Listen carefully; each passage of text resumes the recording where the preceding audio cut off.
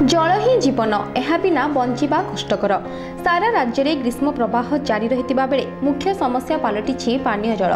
सेपटे सरकारी स्तर में शुद्ध पानीय जलर व्यवस्था सरकार द्वारा निर्देश थिबा बेले बालेश्वर जिला खैरा ब्लॉक अंतरा ग्राम में यार व्यतिक्रम देखादेछि।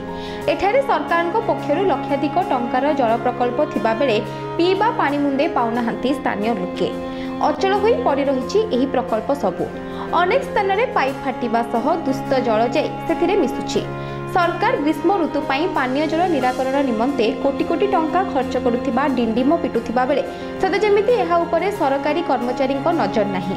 बारंबार स्थानीय प्रशासन निकटरे दाबी करुथिले मध्य सेठी प्रति दृष्टि देउनाहांती सरकारी कर्मचारी। स्थानीय लोकों कहवा अनुसार यदि तुरंत एहाकु कार्यक्षम प्रशासन पक्षरु करा न जाए बा पानीय जलर सुव्यवस्था करा न जाए एक जन आंदोलन मुंड टेकिबाकू आउ बेसी डेरी नाही। सिमुलियारू आनंद बेहरांक रिपोर्ट, मेट्रो टीवी।